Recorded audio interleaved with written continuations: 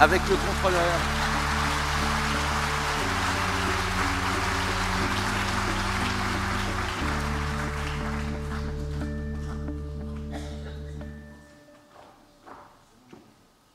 Voilà, alors tu contrôles avec le contrôleur. Je mets le... Oui, mais bon, ça a été changé depuis, mais c'est pas grave. Bon, bah, écoute, okay. Tu veux mettre la tienne? Il y a quelques petites modifs, toutes petites. Bon, ou je laisse celle-là, tant pis. Allez, on va laisser celle-là. Oui, merci. Je vois que vous avez applaudi tant que j'étais pas là, et que ça s'est arrêté quand j'étais là. Bon, c'est noté. Alors, ok, merci. Ça fait du bien à l'ego. Alors, je vais juste me positionner par rapport... Oui, c'est très bien, et je le mets par là, c'est parfait, c'est parfait. Par rapport au précédent, quand on parle de quantique, on est plus dans la conscience du bas que celle du haut. On est plus dans la conscience analytique, si je puis dire, que la conscience intuitive, bien que, pour moi, le problème, c'est que la science, pour l'instant, ne sait pas dire quelque chose autre que descriptif, c'est le cas des neurosciences, sur la conscience. C'est-à-dire quand on lui dit c'est quoi la conscience et comment la conscience peut-elle interférer avec le corps via le cerveau, on n'a pas beaucoup de réponses, sauf à noyer le problème en disant tout est matière et la conscience est un épiphénomène de la matière. Alors, je me suis demandé en fait si on ne pouvait pas aller plus loin. Et en fait, donc il y a 3 idées dans ce que je vais vous dire. La première chose, c'est que on ne comprend pas la physique quantique, ça vous devez le savoir, c'est-à-dire même les physiciens eux-mêmes savent décrire, savent manipuler leur science, mais ne savent pas l'interpréter. Ça, c'est la première chose. Deuxième chose, peut-être ce que je me suis dit, c'est que peut-être si on n'arrivait pas à comprendre le quantique, c'est que justement il y a au sein même de la matière un contenu qui n'est pas matériel, et quand ce contenu qui n'est pas matériel vient frapper à la porte de la matière pour la bousculer, le physicien ne peut pas comprendre. Je vais vous le redire tout à l'heure. Et donc, à ce moment-là, la compréhension des choses sur laquelle je suis parti, c'était que si on n'arrivait pas à comprendre la physique quantique, c'est tout simplement parce qu'au sein même de la physique quantique, il y a quelque chose de non matériel qui vient bousculer la matière, et si on reste prisonnier d'un cadre purement matérialiste, on ne peut pas comprendre ce qui se passe, puisque la véritable explication suppose de sortir de ce cadre. Voilà, c'est un petit peu ça la grande idée. Donc je vais plutôt parler de ce que la science peut appréhender plus facilement, c'est la conscience, pour reprendre la nomenclature de Jean-Jacques Charbonnier, c'est plutôt la conscience, et je m'en excuse, d'en bas, c'est-à-dire la conscience analytique plutôt que intuitive. Je m'empresse de rajouter que peut-être qu'une fois qu'on aura compris le mécanisme de la conscience analytique, on commencera à voir que ça déborde vers la conscience intuitive. Voilà. C'est tout ce que je voulais vous dire en préambule. Donc, je crois que on va passer à la slide suivante. J'en ai, je crois, 42 et j'ai 45 minutes. Donc, ça va être... Voilà. D'accord, c'est très bien. Donc, le monde quantique, je suppose que vous le savez tous, c'est le monde des objets infiniment petits, tels que l'atome et l'électron, c'est-à-dire ce qu'on appelle les particules élémentaires plus généralement. Nul ne le comprend aujourd'hui, tant il est extravagant, on verra un peu pourquoi tout à l'heure. Mais il se pourrait que ces traits les plus déroutants révèlent que l'univers est plus riche que sa seule dimension matérielle et tangible. En gros, il y a non pas un tigre dans le moteur, mais il y aurait du non-matériel dans la matière. Et en fait, une certaine réflexion que je n'aurai pas le temps d'exposer, mais c'est dans le dernier livre que j'ai publié, il est possible que s'il y a un tigre dans le moteur, c'est-à-dire du non-matériel dans la matière, c'est pour une raison de cohérence du monde. En gros, si la matière était seule, elle ne pourrait pas être cohérente. Voilà, c'est un peu, je crois, ce que ma réflexion sur le quantique m'a fait découvrir. Alors, mon ambition... c'est de faire une approche du cerveau conscient. Donc on est bien au niveau de la conscience analytique, pour reprendre encore une fois la nomenclature de Jean-Jacques Charbonnier. Le cerveau conscient À mon avis, il y a place pour une approche qui est à la fois scientifique et non matérialiste. Alors, je dis tout de suite que si je parle de conscience quantique, je me situe un peu en amont des neurosciences, mais pas contre les neurosciences. Alors, montrer que cette démarche à la fois scientifique et non matérialiste permet de comprendre les propriétés les plus extravagantes jusqu'ici incomprises du monde quantique. C'est ce que je vous ai dit tout à l'heure. Suite. L'invisible et la conscience. Bon, la conscience est invisible, mais comme on dit, elle peut se rendre en partie visible par le fait que, si je fais l'hypothèse que la conscience n'est pas de nature totalement matérielle, en tout cas pas matérielle, j'aboutis sur le fait qu'il va bien falloir quelque part faire l'hypothèse qu'il y a un dialogue entre la dimension consciente non matérielle et la dimension matérielle, et ça relève de la science, l'interface. Alors, la conscience, donc comme j'ai dit, il y a plusieurs types de conscience. A priori, je parle de la conscience d'en bas, la conscience analytique cérébrale, un autre auteur qui s'appelle Olivier Chambon appelle la conscience ascendante, celle qui part d'en bas et qui remonte un peu, par opposition à la conscience descendante qui, globalement, on va dire, correspond à la conscience intuitive extraneuronale de Jean-Jacques Charbonnier. Suite. Alors, la conscience quantique, encore une fois, est très liée au fonctionnement neurocognitif usuel du cerveau. S'apparente au premier type, c'est-à-dire, en gros, la question posée, c'est pourquoi le cerveau est l'organe de la conscience et est-ce que la science peut comprendre sans forcément faire l'hypothèse du matérialisme? Et je propose une réponse affirmative. Oui, c'est possible. Encore faut-il le montrer. Alors, ce que j'appellerais, je vous parlerai aussi de psychisme dans ce qui suit.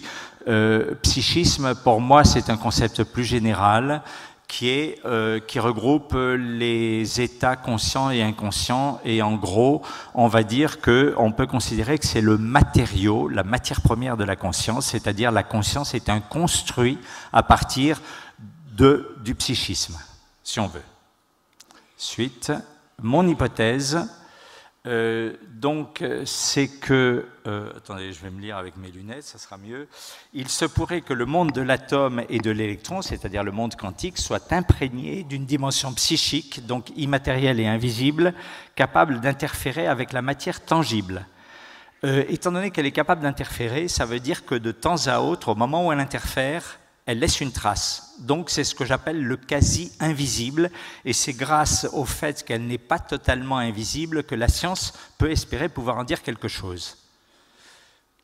Alors, des exemples de quasi-invisible, le neutrino qui est une particule qui interagit presque pas, les ondes gravitationnelles qu'on a découvertes en 2015, les trous noirs et, comme vous le savez aujourd'hui, 95% de l'univers qui est invisible, réparti entre la matière noire et l'énergie noire. Alors c'est quasi invisible, on n'arrive pas à la voir, mais on sait qu'elle existe parce qu'elle laisse des traces. La matière noire va modifier la force de gravité, par exemple dans les galaxies spirales, on peut le voir, et l'énergie noire va accélérer l'expansion de l'univers alors qu'on s'attendrait à ce qu'elle soit plus lente. Voilà. Alors, si je veux pouvoir faire l'hypothèse, une hypothèse, on va dire, opérationnelle d'une conscience non matérielle, il va falloir que je trouve ce qu'on appelle un critère opérationnel ou un critère séparateur qui me permet de dire le psychisme c'est ça et la matière c'est ça. Alors je vais prendre l'image de l'œuf poché, j'y reviendrai tout à l'heure. L'œuf poché, il y a un jaune et un blanc. Eh bien, si j'ai un petit bout d'œuf, je regarde sa couleur. S'il est jaune, je sais que c'est le jaune d'œuf, et s'il est blanc, c'est le blanc d'œuf. Pas difficile à comprendre, eh bien, il va falloir que je fasse la même chose. Si je postule que dans toute particule élémentaire, il y a une goutte de psychisme, donc d'une dimension non matérielle, il faut que j'ai un critère qui me permette de décider ce petit bout appartient soit à la dimension matérielle, soit à la dimension psychique. Eh bien, quelle hypothèse je vais faire? Je vais introduire une notion que j'appelle l'endocausalité. Et l'endocausalité, ça veut dire que c'est une notion très simple à comprendre. Ça veut dire que partout où il y a du psychisme, il y a un pouvoir décisionnel. Nous sommes capables de décider de tourner la tête d'un côté ou de l'autre, de lever le bras en l'air ou pas, parce que nous sommes des entités psychiques, finalement, dotées de conscience. En général, quelqu'un qui est dans l'état comateux, c'est assez difficile qu'il puisse intentionnellement aller étendre le bras pour prendre un objet qu'on voudrait lui tendre. Mon critère, c'est de dire que la partie matérielle de la particule, c'est ce que je vais appeler l'exocausalité. L'exocausalité, c'est-à-dire, c'est une loi de causalité subie. Genre, si je lâche cet objet, il va tomber d'une certaine façon et il n'a pas d'autre choix. Ça, pour moi, c'est le critère qui me permet de décider, j'ai affaire à la partie matérielle d'une particule élémentaire, de l'électron par exemple. Par contre, donc, qui dit exocausalité, je suis désolé pour ce néologisme, mais ça veut dire penser déterminisme. Étant donné que cet objet ne peut pas modifier la loi de causalité qu'il subit, cette loi ne bouge pas. Elle est donc prévisible, elle est déterministe. Par contre, sa partie psychique, elle, est dotée d'un pouvoir décisionnel rudimentaire au niveau de la particule élémentaire. Ça veut dire quoi? Ça veut dire que la partie psychique, le jaune d'œuf si on veut, de la particule élémentaire va être capable de prendre des décisions, de faire des choix, encore une fois, rudimentaires. Ça veut dire que le physicien ne va percevoir qu'une seule chose, il va percevoir de l'aléatoire, des comportements qui ressemblent au hasard. En gros, ce que je suis en train de vous dire, c'est que, je crois que j'ai d'ailleurs une slide là-dessus, voilà. Je suis en train de vous dire que la partie psychique de la particule est habitée par une faculté de choix qui reflète un pouvoir décisionnel, et j'appelle ça l'endocausalité. La partie matérielle est, elle, habitée par ce que j'appelle l'exocausalité, une exocausalité subie, et ça va se traduire par du déterminisme. Donc ces mots un peu exotiques d'endocausalité et d'exocausalité, pensez d'un côté aléatoire et de l'autre côté déterminisme. C'est aussi simple que ça. Voilà. Donc, à partir de là, l'endocausalité, donc je dis, pourquoi je l'appelle endocausalité? Parce qu'elle est endogène. C'est-à-dire, par exemple, si je tourne la tête d'un côté ou de l'autre, c'est une décision endogène. Endogène, c'est-à-dire, elle m'est interne. Exogène, ça veut dire que c'est extérieur. Si l'objet tombe, ce n'est pas lui qui l'a décidé, il subit. Voilà.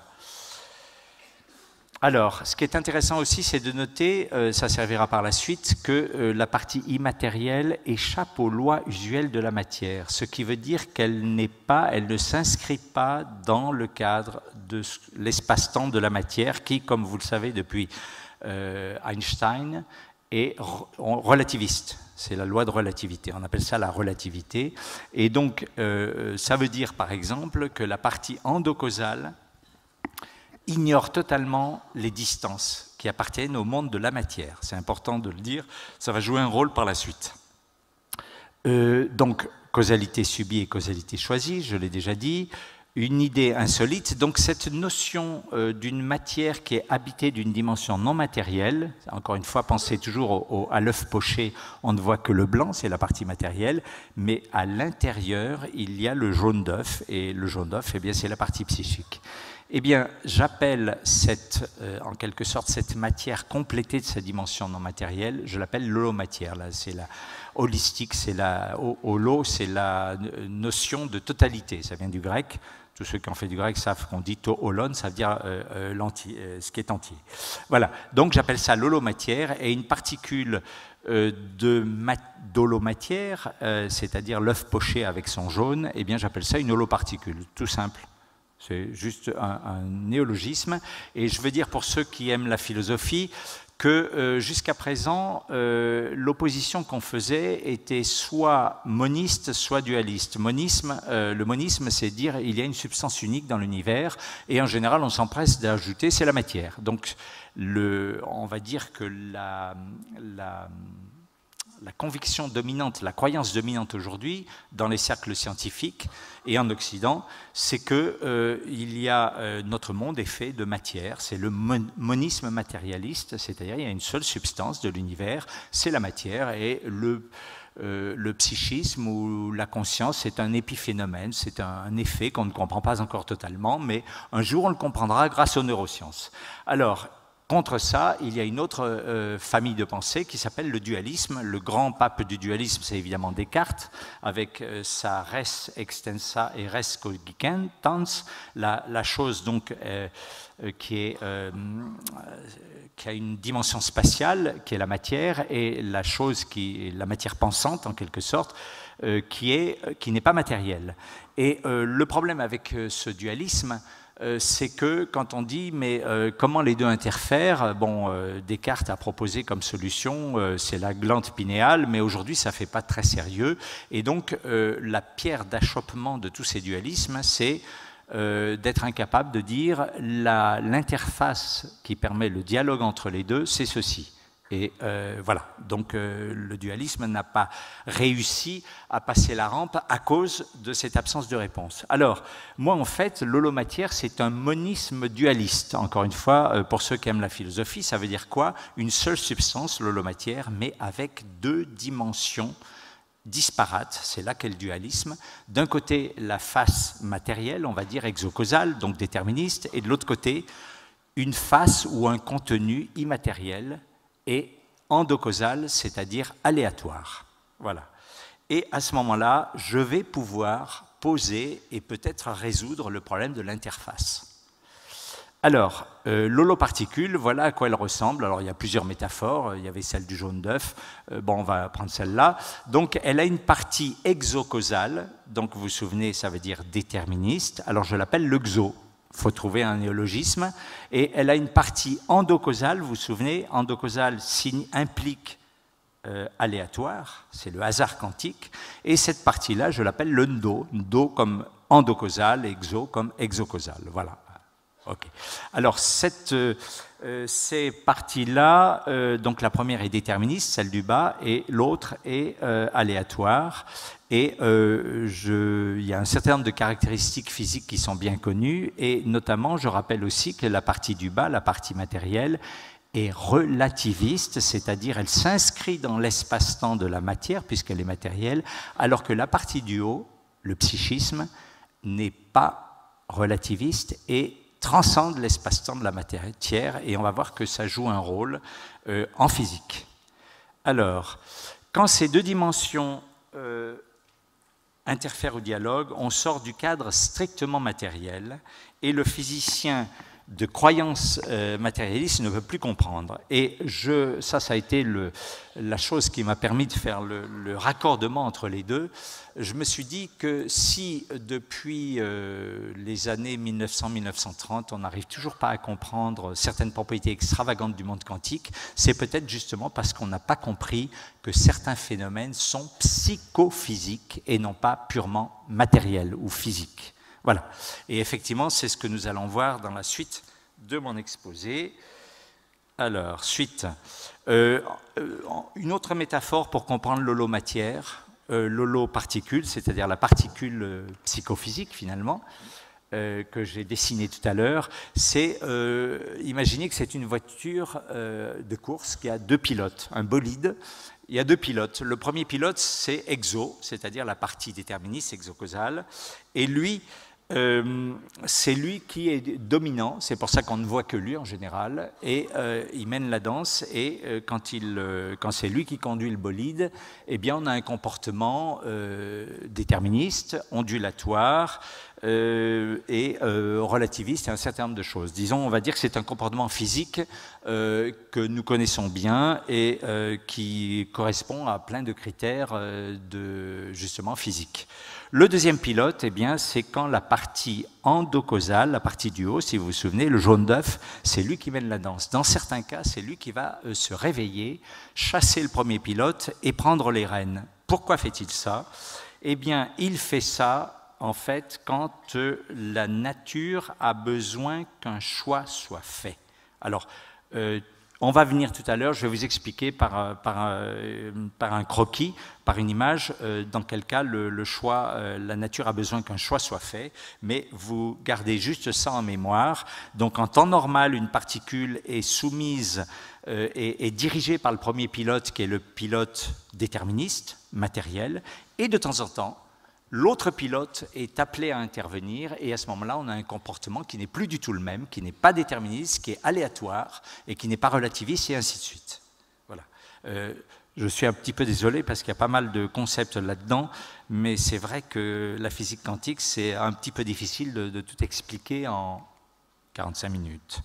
Alors, bon, donc je dis, il y a une interface entre les deux. Alors, donc je dis, le hasard n'est pas fortuit, parce que dans le hasard quantique, je mets l'endocausalité.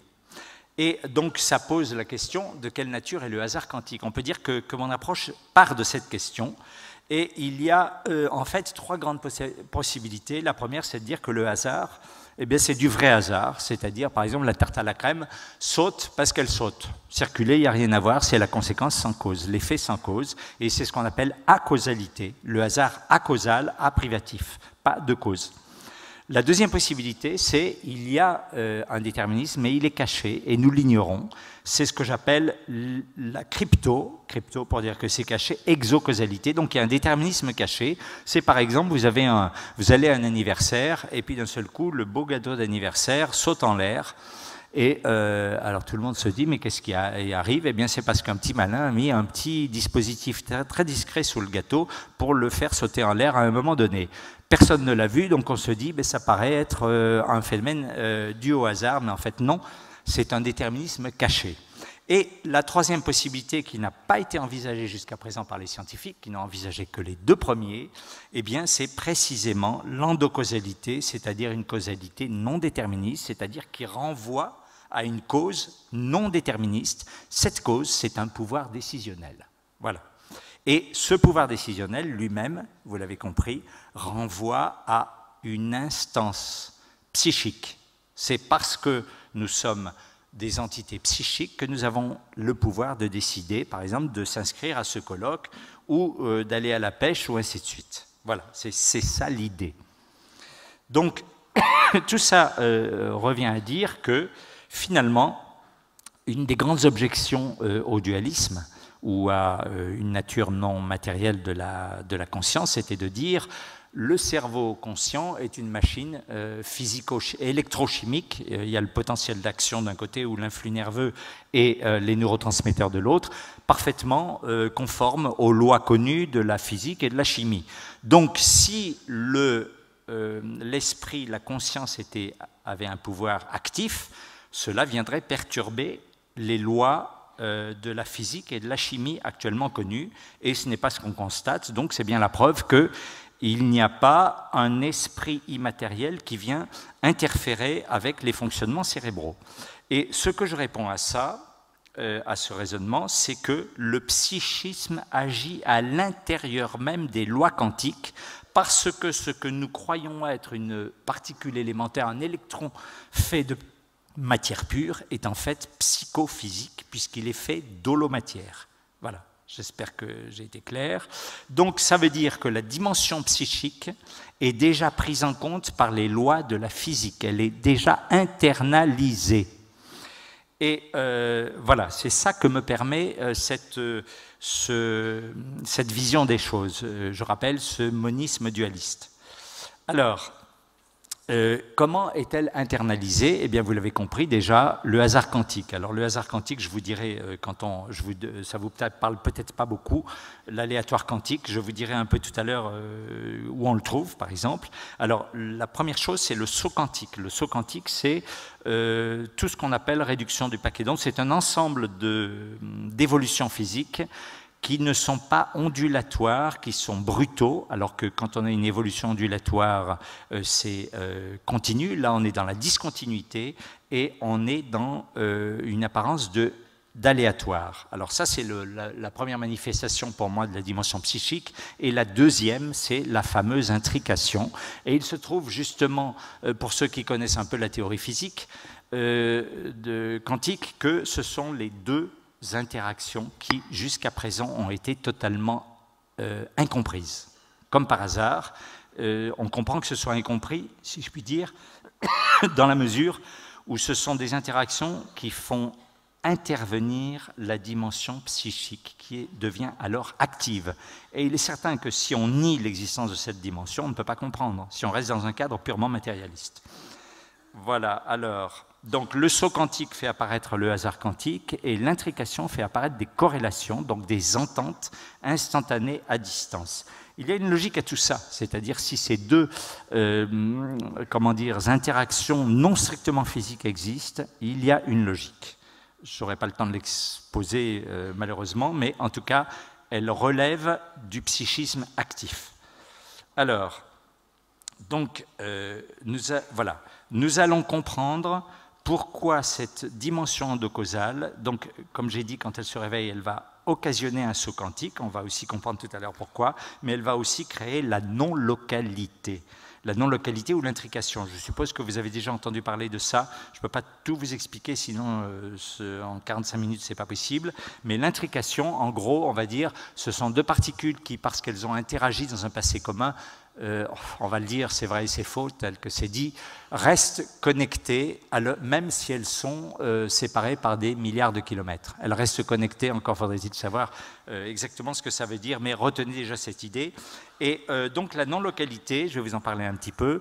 Là, on voit, il y a deux particules avec ces deux dimensions, la dimension donc, déterministe en bas et la dimension aléatoire en haut, le exocausal et le ndo-endocausal, et le fait que ces particules et deux dimensions va permettre l'existence d'interférences variées, beaucoup plus variées que si elles étaient monodimensionnelles.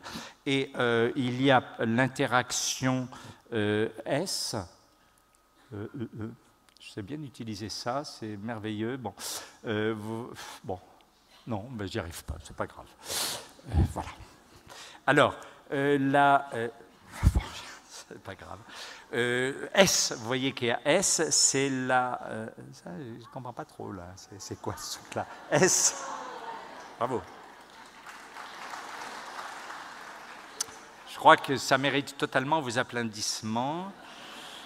Et donc, c'est cette interaction-là c'est une soudure entre les deux parties décisionnelles endocausales des deux particules. M, c'est une interaction normale, et P, j'y arrive, c'est une mouche, mais elle ne veut pas se poser au bon endroit. On les a mal éduqués. Et P, des deux côtés, c'est une interaction entre les deux composantes, et c'est quand P a lieu, que j'appelle donc, qu'un saut quantique se fait, j'appelle ça une interaction parale, mais peu importe, c'est à ce moment-là que la partie endocausale, c'est-à-dire aléatoire, psychique, va venir bousculer la partie matérielle, et c'est donc l'interaction psychophysique de base. C'est-à-dire quand je décide de lever mon bras et que je le fais, eh bien, c'est par P. C'est-à-dire il y a une partie, c'est ainsi que je comprends les choses, il y a une partie des particules de mon cerveau qui vont déclencher une interaction P, c'est-à-dire un saut quantique qui va venir bousculer la partie matérielle, et par mon cortex prémoteur puis moteur, ça va déclencher le mouvement intentionnel de mon bras. Voilà, c'est comme ça que je comprends les choses. Je fais la suite parce que je n'ai pas beaucoup de temps. Alors, donc la non-localité, c'est une soudure décisionnelle. Vous vous souvenez de cette S, c'est une soudure entre les deux parties décisionnelles des particules. Ce qui veut dire que ça veut dire plusieurs choses. Ça veut dire que quand les particules vont décider quelque chose, puisque je vous ai dit que cette partie haute a une faculté de choix, comme elles sont soudées, elles vont prendre une seule et même décision globale. Et ça va se traduire par des corrélations. C'est ça les corrélations de la non-séparabilité ou de l'intrication. Pour ceux qui ne connaissent pas ça, je ne peux malheureusement pas tout expliquer, mais en gros, les deux particules qui ont certains comportements corrélés, on s'aperçoit que ces comportements corrélés, comme par hasard, sont ceux qui font appel à une décision des parties endocausales. C'est un problème décisionnel. Alors, donc, une seule et même décision qui fait que les décisions localement sont parfaitement harmonisées, forcément, puisque c'est pris par l'ensemble des parties endocausales. Deuxième chose, cette corrélation n'a rien à voir avec les distances. C'est-à-dire que les deux particules soient à 2 cm ou à 2 milliards de kilomètres, cette corrélation est tout aussi solide. Comment ça peut se faire ? Eh bien, comment ça se fait ?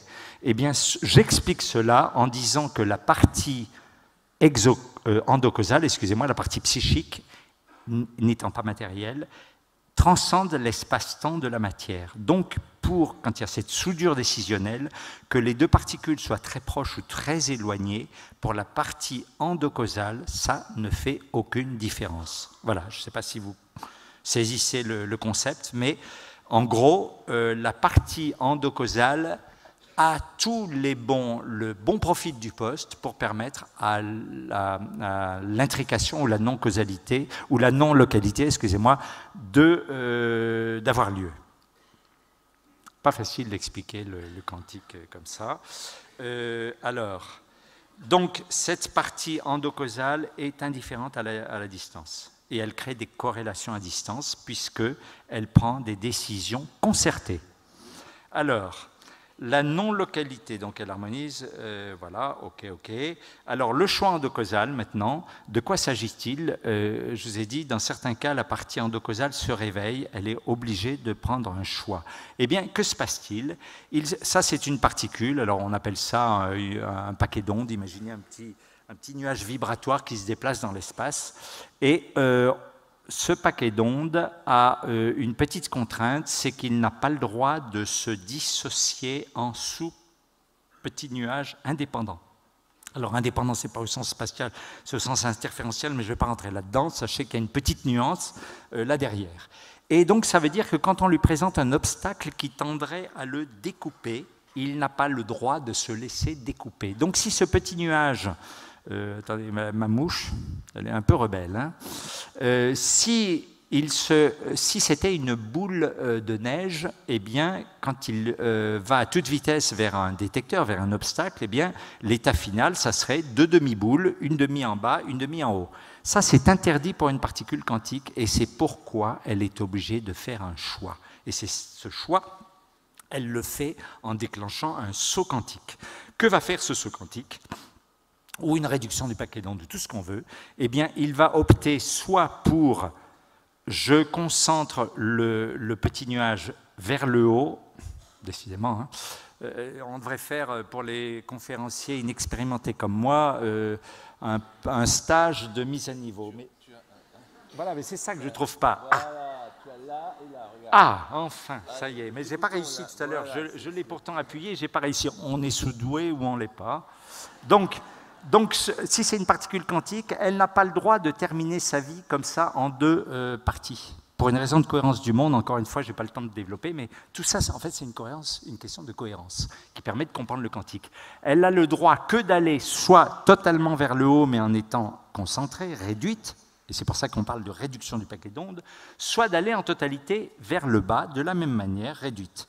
Et on voit bien apparaître un élément d'aléatoire ou d'imprévisibilité et de hasard, puisqu'un même état initial conduit à 2 états finaux possibles. Voilà. Et comme je dis, la tortue aussi se rétracte quand on veut lui couper la patte. C'est une question de... j'ai un obstacle qui tend à me découper parce que je suis étalé des 2 côtés de l'obstacle, eh bien, je vais me concentrer brutalement d'un côté ou de l'autre. Et ça fait que l'obstacle, eh bien, ne pourra pas me découper. Et c'est ça la réduction du paquet d'ondes ou le saut quantique. Et on comprend pourquoi, s'il n'y avait que la partie exocausale, eh bien, cette évolution ne serait pas possible. Elle fait appel à un choix. La particule est obligée de choisir, placée au pied du mur, soit je me concentre vers le haut, soit je me concentre vers le bas. Donc on comprend pourquoi la nature a mis de l'exocausalité, du pouvoir décisionnel, donc du psychisme, dans la particule de matière. Et c'est là où on s'aperçoit que la nature ne pouvait pas se permettre de créer des particules faites de matière seulement, il faut que ce soit de psychomatière ou d'holomatière. Voilà. Alors, la suite, donc on comprend la logique de ça. Il se trouve que, pour revenir au titre de cette conférence, que j'avais sans l'oublier, la conscience quantique, elle va être fondée sur ces deux choses-là, c'est-à-dire sur, évidemment, la partie endocausale de chaque particule, mais qui va s'exprimer d'une part par la non-localité. Je vous rappelle que la non-localité, ça veut dire que les différentes parties décisionnelles de chaque particule peuvent être soudées 2 à 2. Alors, donc, en soudant 2 à 2 à force, on va créer des entités macropsychiques. Et donc, c'est comme ça que je comprends l'émergence de la conscience cérébrale. Je dis qu'il y a des petites gouttelettes de psychisme éparses dans la matière, et le cerveau est un grand chef d'orchestre, et c'est les souder d'une façon coordonnée, de façon à créer des entités macropsychiques. Ce sont nos esprits. Alors, donc ça, c'est le premier aspect. Et l'autre aspect, par le saut quantique, qu'on a vu dans la slide précédente, là, eh bien, par le saut quantique, cette partie psychique qui en temps normal est latente, parce que tant qu'il n'y a pas l'obstacle, elle dort, elle est paresseuse, eh bien, quand il le faut, elle monte au créneau, elle se réveille, et elle vient impacter la matière, et c'est comme ça que je comprends le fait que l'esprit peut modifier, peut venir parler au cerveau, et que, du coup, la partie endocausale me permet de bouger intentionnellement mon bras, c'est-à-dire un impact sur la matière. C'est l'interface entre les deux, et ça, c'est intéressant pour la science, parce que c'est un phénomène purement scientifique, déjà connu. La seule chose, c'est que dans le cadre habituel du matérialisme, on ne peut pas la comprendre. Alors, les grains de conscience. Donc, en résumé, dans le cadre de l'holomatière, donc qui est l'approche que je propose, chaque particule porte un grain de conscience, ou plus exactement de psychisme. C'est la partie endocausale. Vous savez, le jaune d'œuf dans le blanc d'œuf de l'œuf poché. Ensuite, un saut quantique est une interaction entre la partie psychique et la partie matérielle de la particule. C'est l'interface que cherchaient en vain tous les dualismes. Et le troisième élément, les grains de psychisme infimes et négligeables au niveau de chaque particule peuvent prendre une grande ampleur collective en se collant les uns aux autres. On peut les souder, on peut les coller. Alors, conclusion. Je pense que je suis dans les temps. C'est même avant, oui, c'est bon.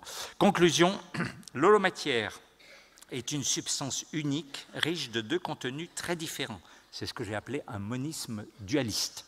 Donc, par rapport, je ne suis ni moniste, ni dualiste, je suis entre les deux. C'est la troisième voie.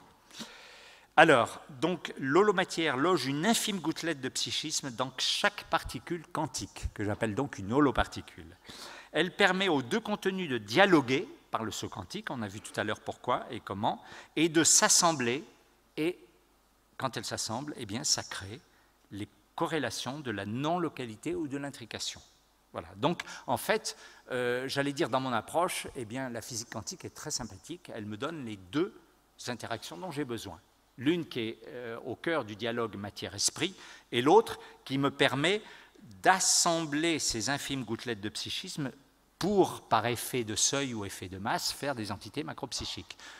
J'ai de la chance. La physique quantique me donne ce dont j'ai besoin. Voilà. Et donc, voilà, donc, une ultime suggestion, et puis j'en aurais fini, même avant la fin de... Oui, c'est vraiment très bien. Il y a d'autres choses. Alors, il y a deux niveaux. Je vous ai parlé d'endocausalité, et dans le cadre de l'holomatière, c'est une endocausalité partielle. Et on peut évidemment se poser le problème de l'asymptote, entre guillemets, c'est se dire, mais s'il y avait l'endocausalité totale, j'appelle ça l'urcausalité, ur, une racine allemande qui veut dire primordial. Et cette ur-causalité ou urcausalité, en fait, elle est à un niveau de transcendance, c'est-à-dire ça me permet d'avoir une approche, en tout cas logico-conceptuelle, si je puis dire, de quelque chose qui appartient au divin. Voilà, donc c'est juste un élément de réflexion, je le dis parce que c'est une ouverture.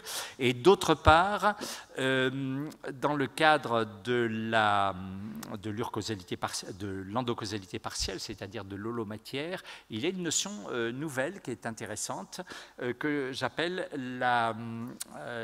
l'information, pardon, slide suivante, que j'appelle l'information suprale. Vous vous souvenez, je vous ai parlé, on va faire la suivante, un nouveau type d'information. Eh bien, là, alors attendez, on m'a dit que c'est parfait, très bien. Je ne sais pas pourquoi la mouche tient à être ici, hein, par contre, je ne sais pas comment on la supprime. Bon, mais c'est pas grave. Elle ne veut pas partir.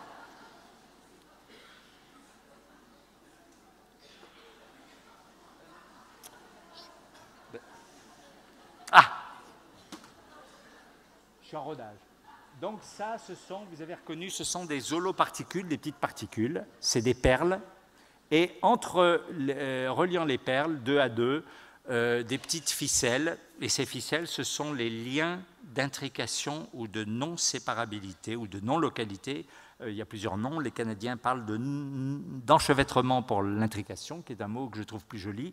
Et donc, ça veut dire qu'avec des perles et des ficelles, eh bien, je peux mettre de la structure. Je peux, par exemple, là j'ai dessiné un circuit qui n'a pas de structure précise, enfin qui ne représente rien, mais j'aurais pu dessiner un papillon, on a parlé de papillon tout à l'heure, une étoile, des fleurs et ainsi de suite. Tout ça pour vous dire que quand on peut mettre de la structure dans un milieu, on le sait en mathématiques, eh bien on peut mettre de l'information.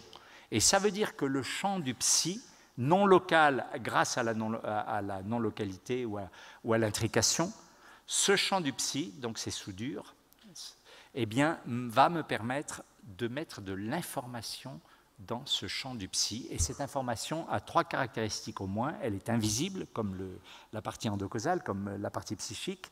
Elle est non locale, par définition, puisqu'elle est liée à la non-localité, et elle est psychique. Elle est psychique, puisque, encore une fois, cette partie endocausale est psychique. Donc, j'ai une information non visible, mais qui est de nature psychique.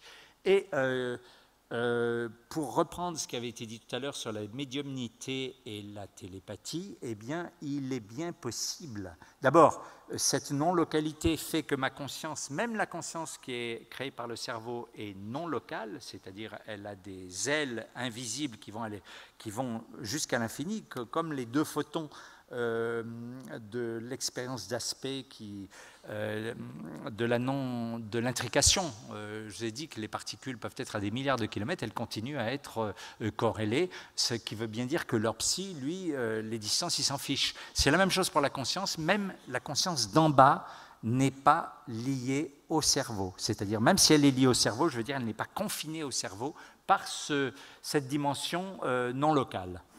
Et d'autre part, donc ça peut, encore une fois, je n'ai pas le temps de développer, mais ce que je trouve intéressant, c'est que ça donne un cadre conceptuel qui permet de travailler sur des phénomènes tels que la médiumnité et la télépathie. Je ne suis pas en train de vous dire que tout va s'expliquer par là, mais je dis qu'en tout cas, on a les bases d'une approche, en tout cas scientifique, de ce genre de phénomène.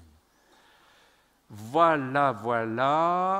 Eh bien, je pense que j'en ai assez dit. Et c'est yes, the end. Alors, j'avais peur de ne pas avoir le temps. Et finalement...